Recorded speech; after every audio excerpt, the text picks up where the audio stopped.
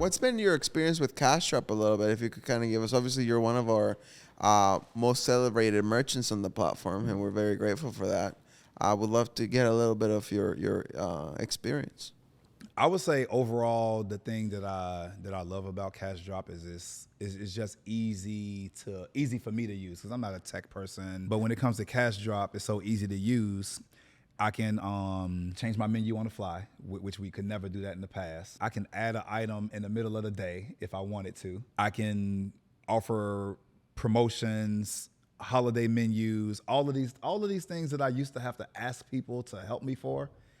I can get it done myself by using Cash Drop while watching TV if I felt like it.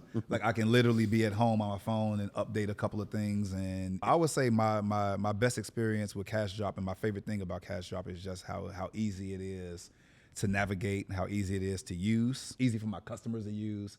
You guys helped us through the pandemic as well with the contactless ordering. There's a lot of like things that I can't imagine if you guys were not around and the pandemic happened, how would we have done that? Yeah.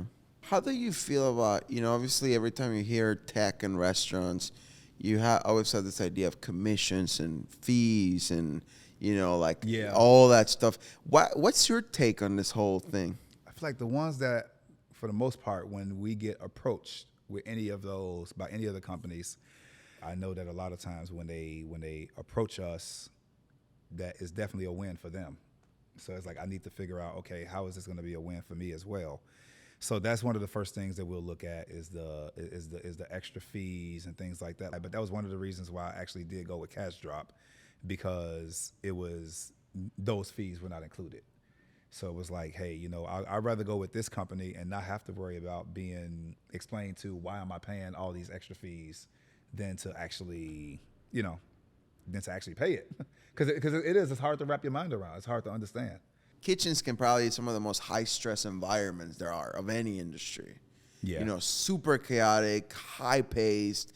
But I think it also, on the other side can teach you a lot about discipline and empathy, right? Because it is a service business. So curious to see what's your take on that. Like what's been your experience dealing with the stress, but also seeing like the joy that your food can bring to people's lives? It could be a very stressful job and very, very stressful career if you let it.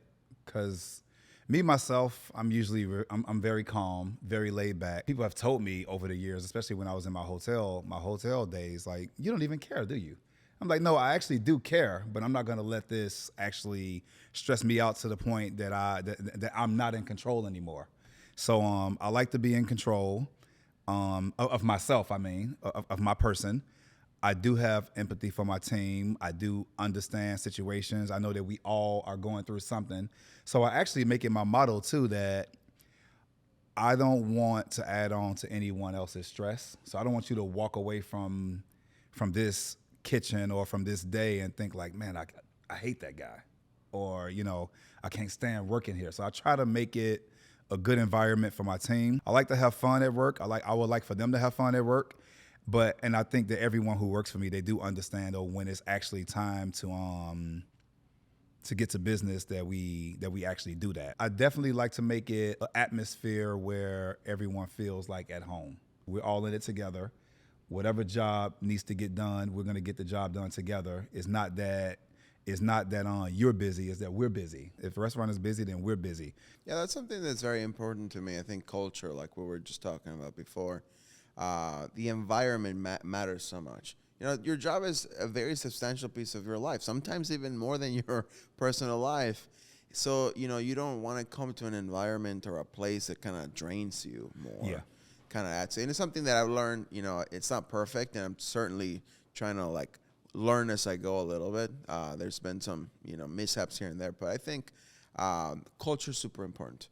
You guys make great soul food. So even kind of like the theme of soul food, very like homey culture, family based. And obviously that definitely translates, like you said right now, like how you run the kitchen, how you really kind of create the environment. So curious, to kind of hear from you a little bit of the founding story of the business, the inspiration. What's the fire, the nuclear reactor that keeps the brand and yourself pushing forward every day? I was the executive chef of the Conrad. We did a different theme every year on the terrace. We had an outdoor terrace for the summer. So one year we offered American cuisine, but I noticed that we got the best feedback from the Southern items from that American cuisine. And it went really well, but it went so well that our corporate chef and corporate food and beverage director, they wanted to kind of tell a story with it. How can we present this to our customers that make it even make more sense? Like, where'd you get this from? Who was your inspiration? And I told them, I was like, I don't know. I think, my great-grandmother, Luella, a lot of the food that I'm making is food that she used to make for us growing up. So this is like just food that I remember, which is pretty much what soul food means anyway. It's the food of our soul, the food that we remember. And they were like, well, that's it. Can we put her name on the menu? And her name is Luella, but growing up, all of us, we call her Bay. It was like a nickname. And actually, she never went by Luella, but we knew that it was her name. So we called it Bay Southern Kitchen. I always knew that I wanted to open a restaurant, but I did not know what I wanted the concept to be. So fast forward, I want to say it was about a year later, I decided I was going to do that. Like, okay, I'm like, Hilton has taken me as far as they're going to take me. I love the hotel. I had great times with them, but I felt like it was time to do my own thing. When I opened the restaurant, Luella, or Bay, she was still with us. She's not now, but she was when we opened the restaurant, and I explained everything to her that I was going to do. But I also told her, I was like, hey, it's going to be a Southern kitchen. I know that, but I think Luella sounds more Southern than Bay. She was just so happy and That's awesome. pleased, and she's like, hey, you know what? I don't care what you call it. Like, I'm just happy that you actually decided to open a business and name it after me. It's interesting, and that's what I love about I think really strong brands, but particularly because food is culture. Really, it is really Yes. one of the biggest connectors of people, and I think it's one of the most nostalgic as well. And like the smells and like the sights. I've been to restaurants sometimes that make me tear up because of the remembrance of my grandmother to my mom. And I love to. There was a key word that I want to dive into, and I think it's kind of an echo into what you just said, which is this idea of heritage. And at least for my personal story, growing up, I was very ashamed of my heritage. I was undocumented. I came here from Mexico. Just kind of grew up in a very traditional immigrant setting, but I was very ashamed of it. I didn't want people to know. I was kind of used to being the token Mexican everywhere. Right? Like, I'm the one Mexican guy, so you don't really want to talk about that because you don't want to feel different, and you almost feel like it's shameful to bring it up. And the older I get, I feel now, obviously being in a position of power, now I have a platform. I no longer have to be ashamed, but I didn't also have to really dive deep into the heritage either. But there's something happening, I think, with me as I get older, that it starts kind of surfacing more. And I joke with my friends, like, the older I get, the more Mexican I'm becoming. And it's like a lot of these nostalgic factors of my grandparents, like the stuff that I grew up, the stuff almost maybe that I long for after my family immigrated, to America. But the theme to me was like, I fought it for so long. I didn't want anything to do with it. I tried so hard to not be a part of it. And now I'm trying to pull it back as close to me as possible. The culture, I feel like right now there's this like almost renaissance happening for minority cultures. That stuff Yes. is being noticed, celebrated, empowered. And then you have people from those communities now that have platforms, they have positions of power, and then they're able to really innovate and collaborate, right? So I think it's something very special about that because, it's a very important sense, I think, for us coming from minority backgrounds that have these forefront positions, telling the stories. Storytelling is super key because I think that's how we enable our youth to remember where they come from, to understand what they can achieve, and once they're there, to innovate it further. 16-year-old Darnell, like you said, had access. Keyword, access. I think access is so important. It's a huge determinant to success, mentorship, and role models. What do you tell another 16-year-old Darnell that kind of has big visions for themselves in this industry, but may not have the access that they do? What are some pieces of advice that you would give that person to kind of help them get to a similar track that you had? if you're in this industry, that I would tell people, because I'm not the only one who says this. A lot of us say this now. Like my great-grandmother, she's not with us anymore. When I decided I was going to open a restaurant, I was kicking myself because I didn't ask her more questions growing up. It's like I waited to the end to ask her all the questions, and she was really sick toward the end. Also, she had Alzheimer's, and she was losing her memory, and she knew what I was getting at, but she's like, I'm sorry, like there's certain things that she just didn't remember. I'm like, and I think when it comes to food, you don't want to only ask about the food. You want to ask about how they grew up, what was the culture like, and it's like I can't ask her that now. But I just think that someone my age, you should really get close to the elder member of your family and just talk about life, because you're going to learn a lot of things. And I think when you learn things about life, and that's a whole nother conversation, but I've just learned that over the years, you will be able to connect the dots with food a lot of times. Like with food, you'll be able to connect the dots and find out things. I agree. I think that's the beauty of food. I think food at the end of the day, it's not about the food, it's about the people.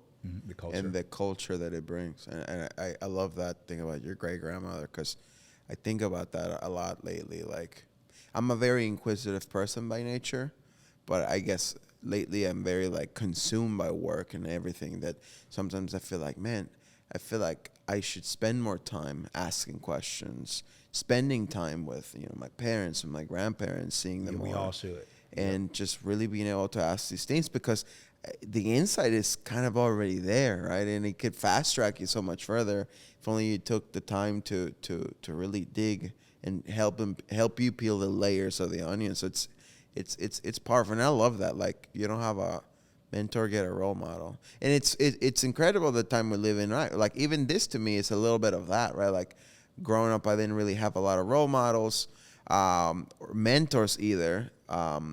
But I think now these conversations, I think, become mentorship. It's just some of these key insights. When I think of role models, sometimes I think of it as someone who doesn't have to be. Yeah. and like a benchmark. Yeah, they're just living their life. My favorite wrestler of all time, and he became a role model, he was Shawn Michaels. Oh, same reason. Yeah. I was like, this guy doesn't stop working. Seems like that's the connecting factor for you. So yeah, I got a lot of inspiration from people who actually work hard and who are high performers. But when it came to like Shawn Michaels, Michael Irvin, Tupac, I saw the work ethic, the hustle. Mm-hmm. I saw that, and it made me want to like really, do it. Like, I felt like if they can do it, then I can do it. I'm not gonna let anyone outwork me at my craft. Like, I can't let it happen. Especially if I'm seeing it, then it's over. If you work in the same place as me, and I feel like, no one has to say it, if I feel like you outwork me, that'll be the last time you ever outwork me. It's not gonna happen. I cannot, like that's the, it's not even just a competitor in me, it's the fact that I feel like I'm not doing enough, because you just showed me that there's more to it. That's the power of representation. I think it's one of the most fundamental things for communities to have is that representation. Like you said, if he can do it, I can do it too. My most fundamental value is grit, work. Just shut up, do it, get it done. There's no obstacle you can't overcome. Yeah. Just fucking put in the time. Yeah. And so I think that you have that. So I'm a fan of you, by the way. So, thank you. I think this conversation has been awesome. I think the last question I have for you, a fun one, is what's your favorite quote and why? I love a lot of quotes. I would say, honestly, you know what's my favorite quote? It was actually from the Bible, and it was from Jesus when it was from Jesus when I believe it was Abraham's kids. Mm-hmm. Where they were telling Jesus all the things that their dad did. Well, my dad did this, my dad this, and from what I remember, he was doodling and he was ignoring them. They were talking and they kept saying, my dad this, my dad that. He looked up and he said, before your dad was, I am. That's my favorite quote of all time. So like, I don't think there's a comeback for that. Like before he was, I am.